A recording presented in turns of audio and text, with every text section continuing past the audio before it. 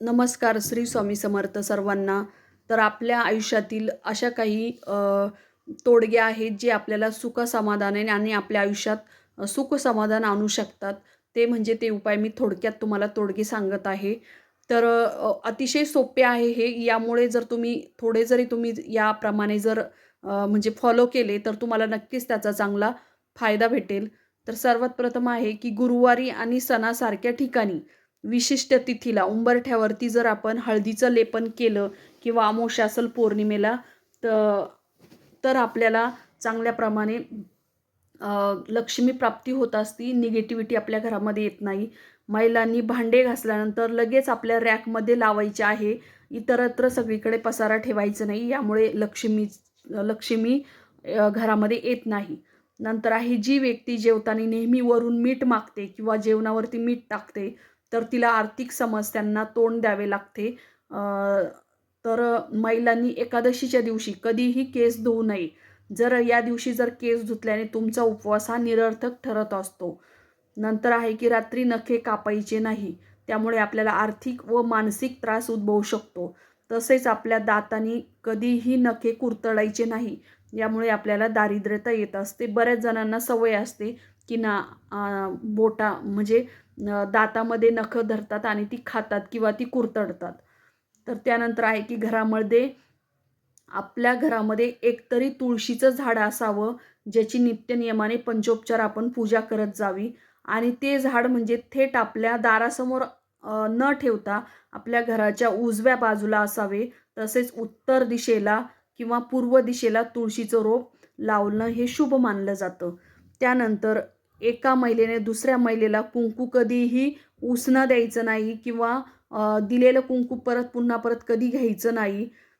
तर 8 नंबरला आहे की एखादी महिला तुमची जर शत्रू असेल आणि ती जर तुमची स्तुती तुम्हाला जर चांगलं म्हणत असेल आणि पाठीमागे तुमचा जर द्वेष करत असेल, तर अशा स्त्रीपासून आपण दूर राहायचे आहे. कारण अशा महिलेचा राहू हा बलवान राहत असतो.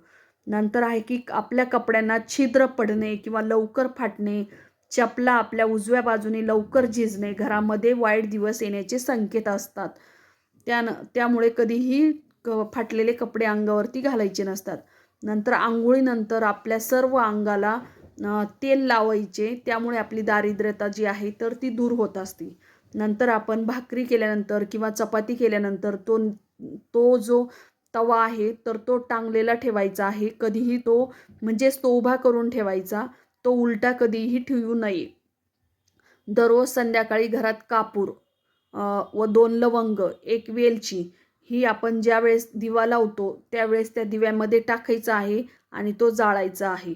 नंतर कपड्यांशिवाय जर आपण झोपलो तर आपल्याला गरिबी येत असते. नंतर आपल्या कपाळाला किंवा आपल्या डोक्याला जर आपली टाच लावत असलो आपण तर आपल्याला घरामध्ये दारिद्र्यता येत असते. नंतर जर तुम्ही रोज मंदिरात दर्शनासाठी गेलात तर तुम्हाला अपघात, आत्महत्या, खून यासारखे अचानक घडणाऱ्या घटनांपासून आणि कोर्ट कचेरी आजारांपासून तुमचे संरक्षण होत असते.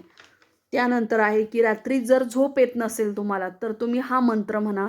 तो मंत्र म्हणजे या देवी सर्व भने रुद्रारूपणे संस्थितः नमस्तस्यै नमस्तस्यै नमस्तस्यै नमो नमः हा मंत्र म्हणायचा आहे.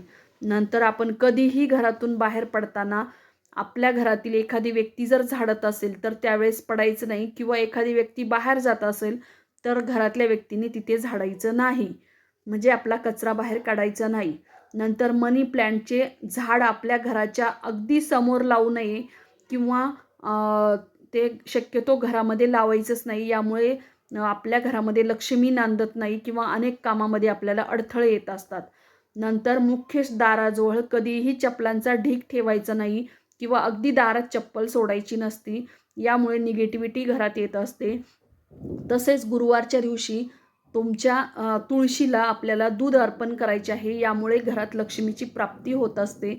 तर असे जे साधे साधे तोडगे आहेत ते जर तुम्ही तुमच्या रोजच्या जीवनामध्ये जर पाळले तर नक्कीच तुम्हाला म्हणजे चांगलं तुमच्या आयुष्यात बदल होऊ शकतो. तर हे तोडगे नक्कीच करून बघा. श्री स्वामी समर्थ.